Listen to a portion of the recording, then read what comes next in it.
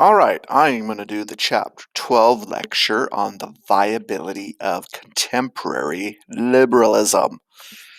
And once again, I will not include my ugly mug in the presentation. Studies have shown that having the mug in the corner is distracting. So nonetheless, here we go. Chapter 12 ties in with related issue 2. See if I can get to that slide here momentarily. Um, in Chapter 8, we talk about what are the things that can challenge liberalism. Well, in Chapter 12, we're now dealing with ideas, beliefs, events, countries that not only could challenge liberalism, but ultimately destroy it.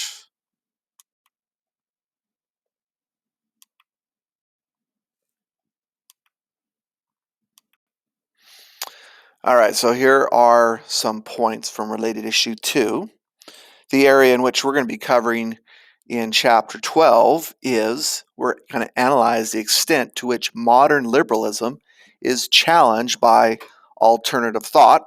Some of these we've already talked about in chapter 8, but we're going to go into a couple new areas, specifically postmodernism and extremism.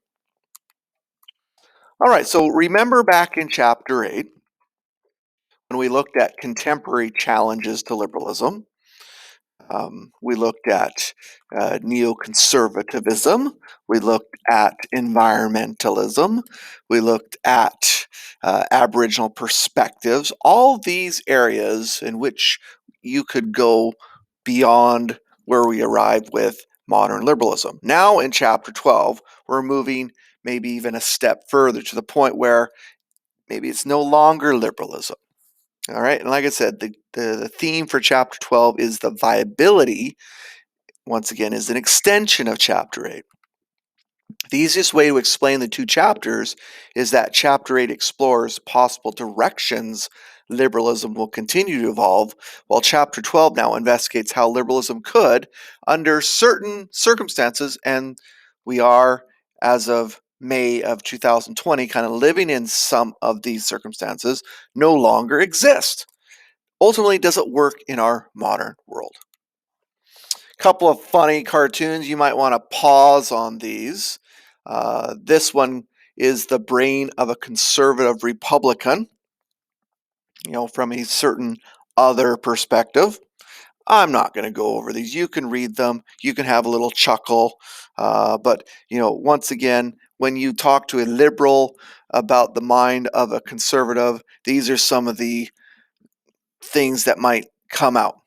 Okay.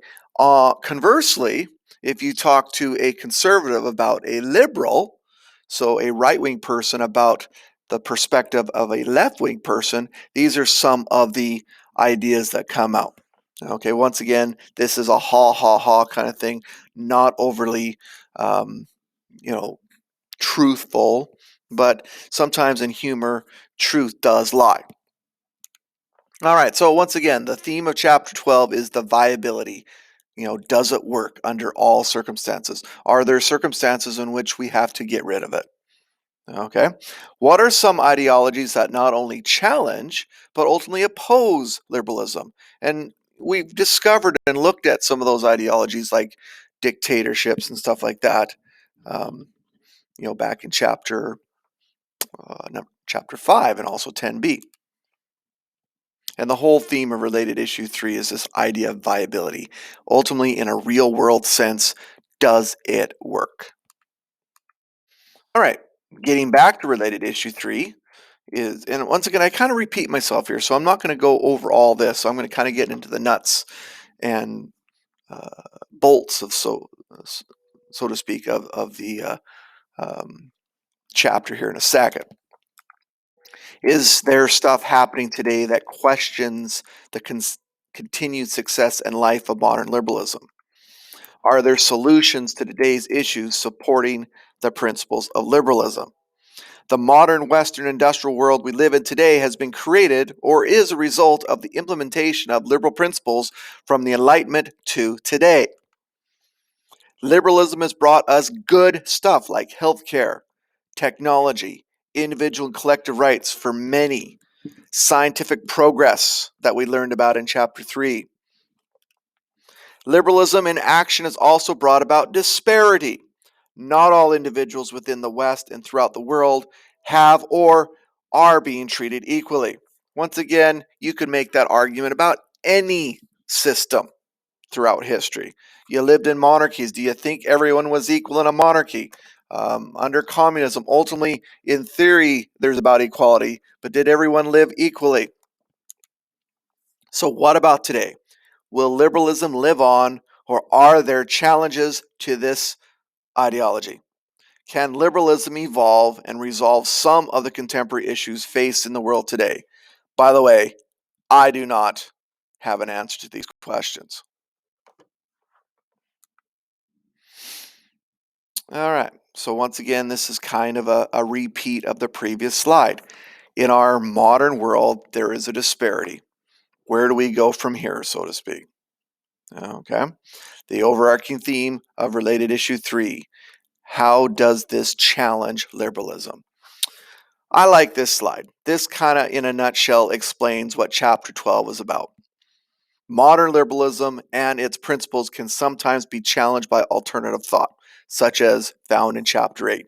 These 4 points: environmentalism, Aboriginal collective thought, that was more collective in nature, religious perspectives, and the neocons.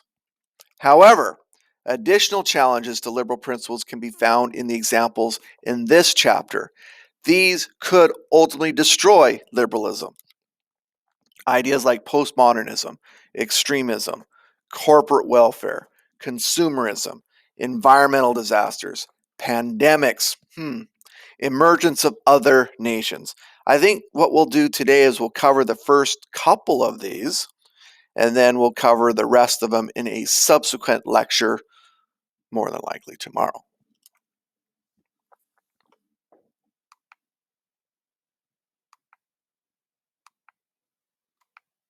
So what, pray tell, is postmodernism? And I don't think I'll show any videos. Feel free to click on the links and watch the videos on your own. But there are some pretty good videos that deal with these ideologies, beliefs, movements, etc. So the first one is postmodernism, not modernism, not classical modernism, but now postmodernism. We are now beyond modern. As you can see in this silly little cartoon, you got the pre-modern because God put it there and that's the way it's always been. That's your kind of conservative, not reactionary, so to speak, but traditional classical way of thinking. You got your modern, straight line, onward and upward with inevitable progress. And then with postmodern, you have that. And I'm not even going to try to explain that. It's everywhere. Postmodernism is a movement of thought, art, architecture, fill in the blank, and criticism that raises questions about faith that modern society has in reason and in progress, and tries to get people to rethink their assumptions about the meaning of modern life. So, have a look at some of the pictures and the drawings and the cartoons that I put on here, and it will kind of start to open your eyes a little bit about what is the nature of postmodernism. For example, architecture is a quick and dirty way of seeing physical evidence of ideological movements and evolution. Postmodernism is a move past the modern era. The modern era, the era in which we live in today, is associated with industrialization and the rise of liberal thought. It is all about rational thought, logic, truth, and science. Modern architecture shows this in practicality and rationality. However, postmodernists reject this and say that there is no truth and that there is no right or wrong way. So you can take this for architecture, you can take this for philosophy, you can take this for morality and ethics and writing, etc. That there's no right, there's no wrong. Everything is a creation, a so-called construct, so to speak. And it's just like in architecture. Why the heck would someone build it like that? Well, if you can, why not? Who says what's right, what's wrong? Who created the rules? Look at that. What a sorry, I'm bringing in my own background, my own thinking on there, but you can have a look, make a judgment on your own. Hmm, look at that. So, origins of postmodernism. Well, I'm giving you a fairly simplistic overview of it. Feel free to deep dive into YouTube if you feel like watching more of this. And certainly, if you go to university, you are going to be inundated with postmodernism everywhere. I mean, you already are. And by the end of this lesson, you probably should be able to point out, okay, that's an example of postmodernism. That's another example of postmodernism. This is how postmodernism has kind of gone into our society, etc. So when we think of some of the early thinkers of postmodernism, you think of Jean-Francois Lyotard. The postmodern condition, simplifying to the extreme. I define, this is Jean talking here, postmodern as incredulity towards meta narratives. Go ahead and look up those terms.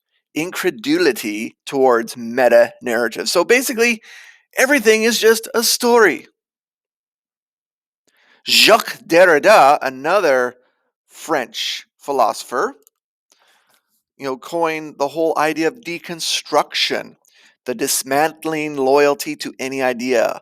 Thinking is riddled with privilege. You notice that term popping up time in and time again. Look at counterparts, not always clear answers. Talked about this term called aporia, an impasse, an empuzzlement, evidence of the adulthood of mind. Logocentrism, the strategies of elites to consolidate key power by bridging the gap between two different groups through discussions. Postmodernists believe power more important than discussion. How tradition keeps its power using accepted logic themes, for example, male, European dominant society, the so-called the patriarchy.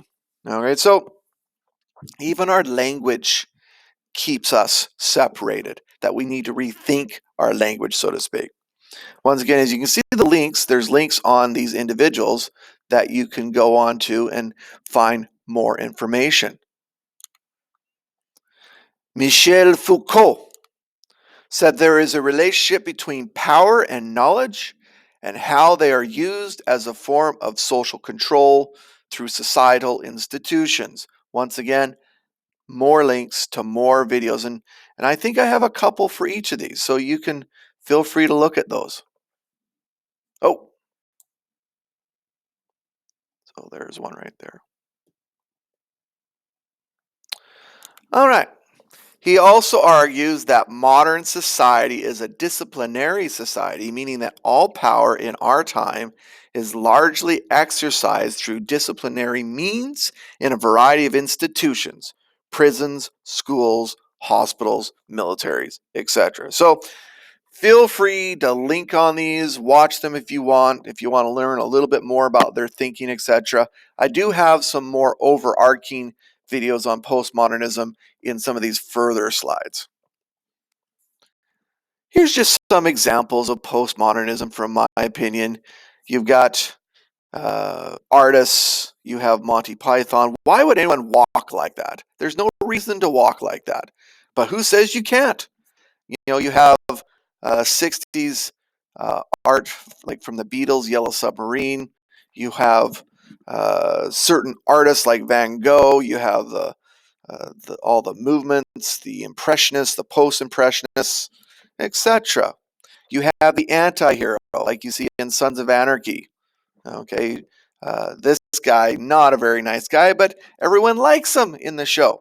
Okay, or at least the fans like him, even though he's a terrible person.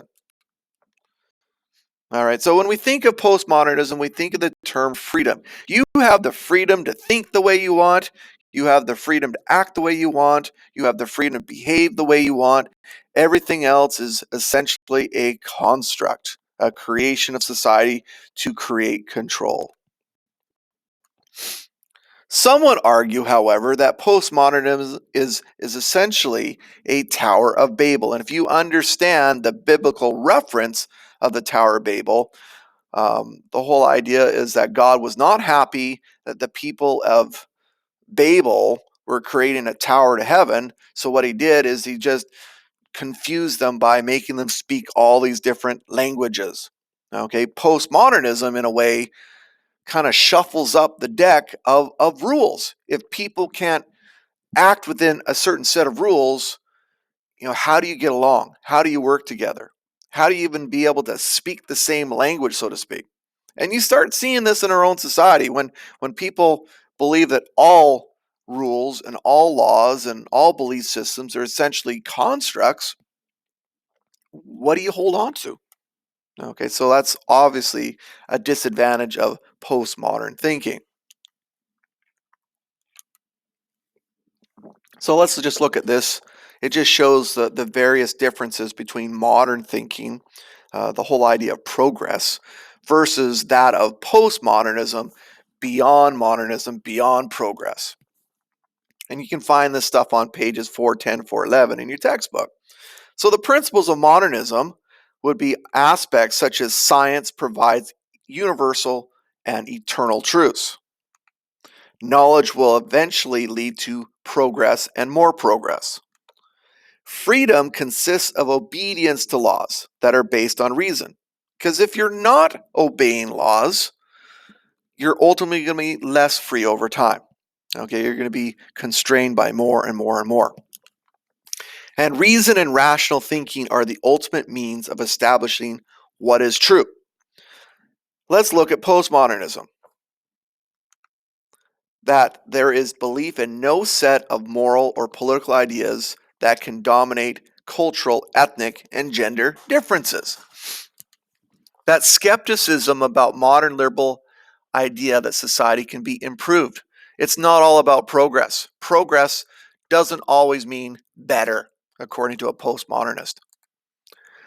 Critique of the nature of knowledge. Is it relative to linguistic, social, and historical contexts? Okay. And ultimately, a concern for the issue of gender. Okay, where is their place in society? Of race, where is their place in society? And other parts of culture previously marginalized. So, what they're trying to do is shake the status quo of the predominant control of European white male, the so called patriarchy, so to speak. Here's a couple little cartoons that kind of address the whole thinking of postmodernism. You see on the top left, a guy is standing on the. Well, sorry, I can't. You can see what's going on here. The guy on the ground is saying, "Ouch! You're standing on my neck." The other guy to the right says, "Well, that's one point of view, but one could also say that you're trying to trip me with your neck." You see, in the postmodern condition, we create our own reality based upon our internalized preconceptions. Since there is no longer one objective truth, we are free to create our own truth. So you see, there is no right and wrong, just an infinite number of equally valid stories, the so called meta narratives. Guy on the ground says, "But you're still standing on my neck." And the guy answers, "You never went to college, did you?" Ha ha ha ha ha. So this would be perhaps a critique, a mock of postmodern thinking. First rule of postmodernism is you did not define it. So when we think of postmodernism, we think of uncertainty, we think of lack of absolutes, and that the whole idea of progress is unlikely. Couple of video clips that you can link to and watch. There's a few decent overview videos on postmodernism, but once again, it's something that as you see more and more in your world, you'll say, "Oh, I'm starting to pick that up." Yes, they're questioning truth, they're becoming more relative, etc. So, a challenge to think about. If we claim that there are no universal truths that can transcend cultural boundaries and traditions, how can we expect all members of society to adhere to a dominant set of liberal principles? The so called Tower of Babel analogy. And like I said, have fun with that in university. You get somewhat introduced to it in high school, but as you get into university, it becomes much more predominant.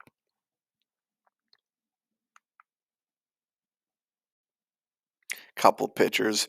This guy on the left here he's actually a professor that got involved in some of these Antifa protests, ended up hitting somebody over the head with a bike lock. But hey, in his world, it's completely justified because he believed in something. I won't even get into this one. Just look up University of Missouri professor. Uh, the people here are protesting. I forget what they were even protesting at the time, but I don't want to call her Professor Karen or anything like that. But she is telling the media that they need to go away. Okay, even though this is a public space. The movie The Matrix kind of spells out a little bit about what postmoderns think, okay, that the world in which you live in, whether that's society, whether that's your belief system, your value system, maybe your religion, is essentially a construct for one purpose and one purpose only, and it's about control. And it's not unlike the plot of the Matrix, in which people believe that they live in a world, but in actuality, they're dreaming. They're not really in that world. And the only reason that they are thinking that they live in that world is so that their body's energy is used for exactly that energy. And I don't really want to explain it more than that, but if you've ever seen The Matrix, and I do recommend the first Matrix, not the second and third, those are, in my opinion, complete garbage. But it just spells out this whole idea of using humans as an energy source, but making them believe that they live in this alternative universe. I'm sure you've heard the terminology, the red pill and the blue pill. The whole idea behind the red pill is that uh, you stop believing what you see all the time or what you're told all the time, and you do investigating on your own. You try to look at different viewpoints, different perspectives, and from all those different perspectives, kind of come up with your own uh, judgment. Whereas the blue pill is essentially staying in the matrix, not questioning, not thinking, not looking outside the box, so to speak. Okay, but anyways, there's that. Couple more slides, and I think I'll stop for today. I'll go over the other ones in a subsequent lesson. But is postmodernism a dirty word? Postmodernism is all over in fields of literature, in art. Okay, and like I said, go look under postmodern art, postmodern literature, sociology, philosophy, academia, especially in Western society. Some student tried to tell me that was really good art. Okay, fair enough.